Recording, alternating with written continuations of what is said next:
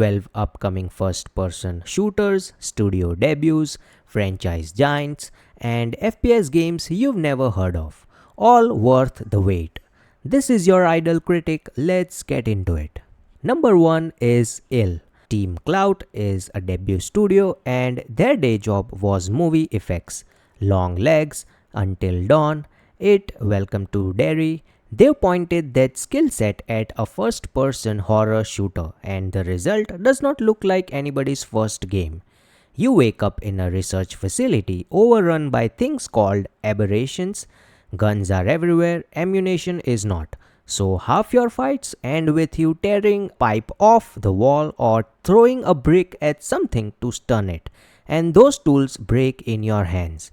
Players spent 2 years insisting Ill was too good to be true. It's now past a million wishlist and the comparisons people reach for are Resident Evil and Dying Light, purely on how far the dismemberment goes.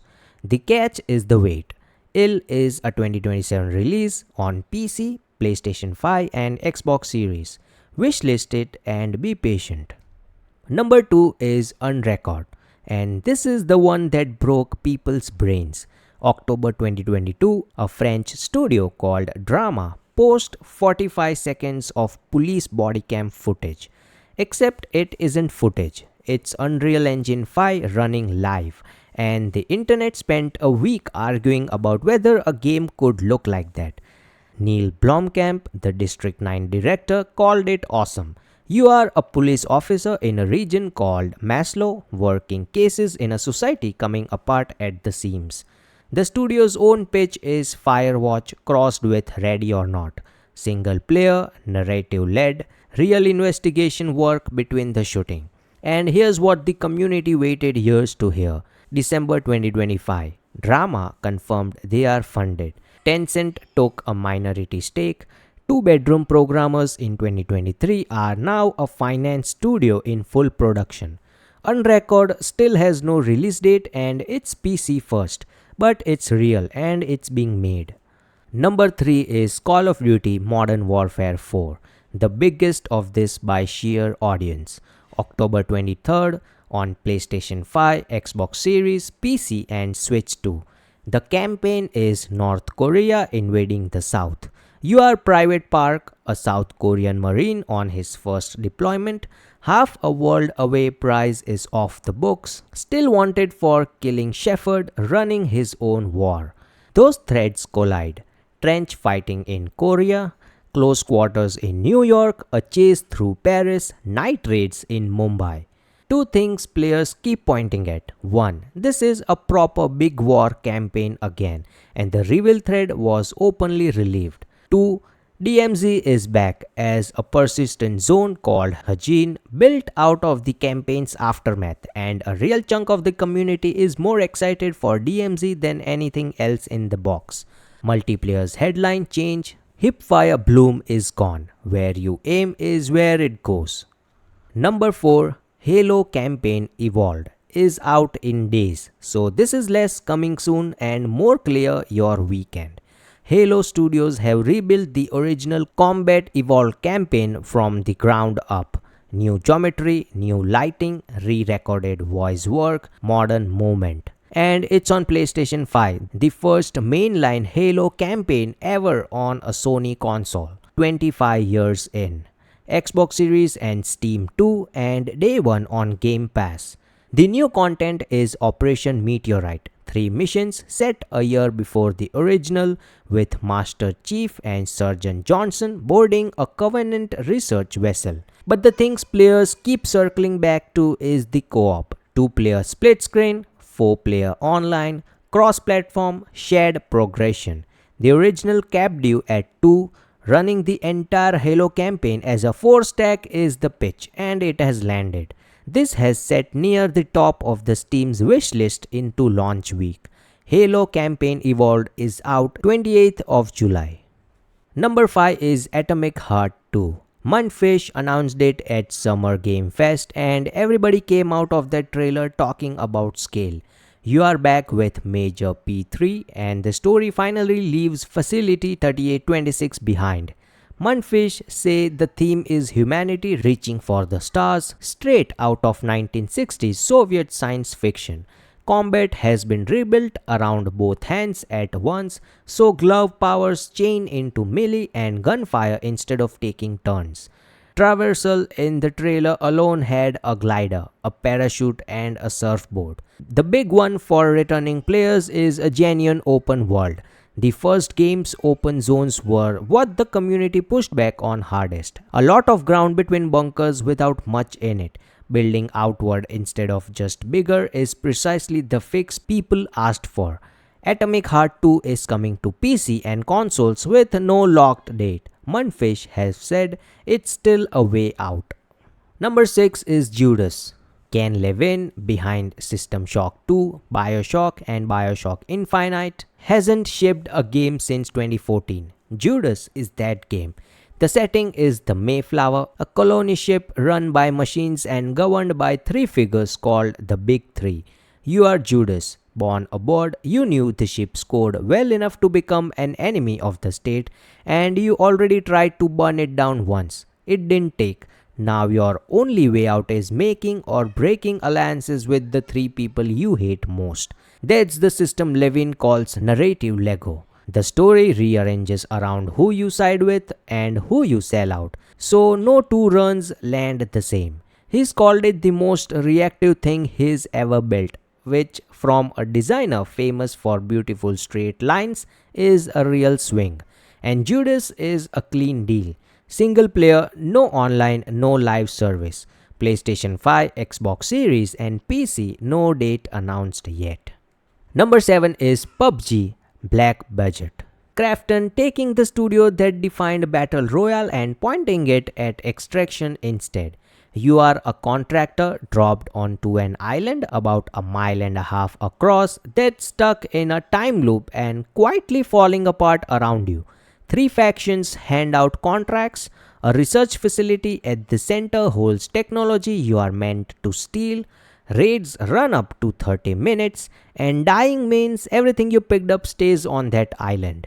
Between runs, you are back at base upgrading gear and skills. Alpha players have been specific about what's working, which I always take as a good sign. The world building, a walkable lobby instead of a menu screen, interiors you can read at a glance, which matters enormously when you are clearing rooms. All of it on PUBG's gunplay. The second closed alpha ran at the end of June and Krafton opened extra slots because demand overran the plan. No date yet, PC first. Number 8 is Valor Mortis, and I'll be straight about what it is. This is a first-person Souls-like, not a straight shooter. There are ranged weapons, but the heart of it is a rapier and your timing. One more level made the Ghost Runner games, so first-person movement is what they do most. You are William, a soldier of Napoleon's Grand Army, who died and got back up in a 19th century Europe rotting under a substance that hands out power and turns its host into monsters. Vincent Cassel voices Napoleon, which is casting I did not see coming and completely approve of. Everyone who played the demo came away saying the same thing. Valor Mortis is closer to Dishonored than Dark Souls because that Ghost Runner DNA survived the genre change. Grapple hook, wall running, flanking from above. Souls players have spent months telling everyone not to sleep on it.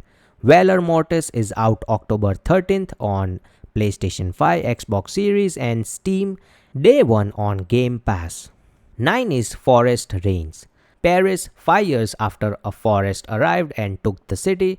Not overgrowth and intelligence, it has intentions. It's lethal toward anyone who harms it and curious about everyone else. VG Entertainment are building it and the roster is the headline. People who worked on Stalker, Shadow of Chernobyl, Call of Pripyat and Servarium. Studio head Ruslan Didenko came off Call of Pripyat himself. If you ever wanted that Eastern European atmospheric shooter feeling applied to a green apocalypse under the Eiffel Tower, nothing else is doing this.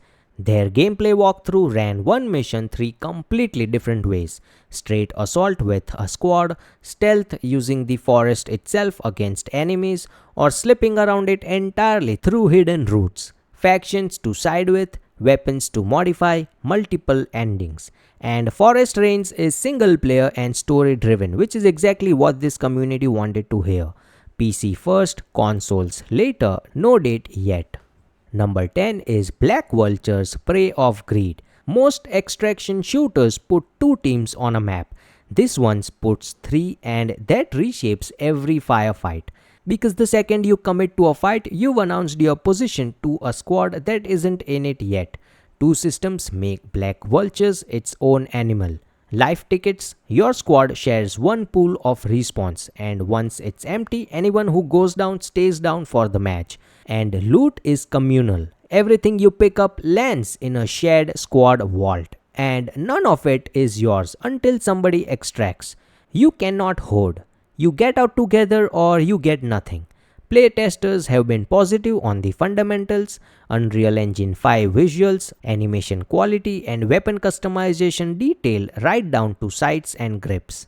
Black Vultures is made by This Means War, a V-Made studio. It's free to play on Steam and it's targeting this year. Number 11 is Warhammer 40k Boltgun 2, and it's the easiest recommendation on this entire list because there's a demo you can play right now. The first Boltgun took Warhammer 40k and rendered it as a 1993 shooter. Pixel sprites, enormous weapons, no interest whatsoever in modern shooter conventions. Orok Digital are doing it again bigger. New ground, including a hive city and a jungle swamp. Bloodletters and their juggernauts joining the Nurglings and Chaos Cultist. The campaign branches now, so different routes push you through different levels, and enemies scale as you go. Two things worth knowing: there's a second playable character, Naira Verath, a sister of battle, alongside Malum Kado, and they've added a navigation guide from day one, the single most requested fix from the original. This is the community on this list with the fewer doubts. Boltgun 2 is out this year on PC, PlayStation 5 and Xbox Series. And number 12, Den of Wolves. Ulf Anderson designed Payday the Heist and Payday 2, then made GTFO. This is his next one, a 4-player co-op heist shooter. Midway City, 2097, a corporation-owned metropolis in the middle of the Pacific with no laws worth the name. You are not robbing banks. Anderson's line is that you can only rob so many banks. So it's corporate espionage, sabotage, contract killings, and neural hacking jobs that go inside somebody's head and get properly strange. Now the honest bit, Den of Wolves has no date and it's launching into early access on Steam. 10 Chambers have said flatly they won't announce a date they cannot hit because GTFO taught them that lesson. And here's the number that tells you everything: 500,000 wishlist without a single playtest ever running. If early access is a deal breaker, move on. If it isn't, this is the co-op heist game the Payday crowd has been waiting a decade for. So that's the 12. Tell me which I missed in the comments and subscribe if you are new. We do this every week. See you next time.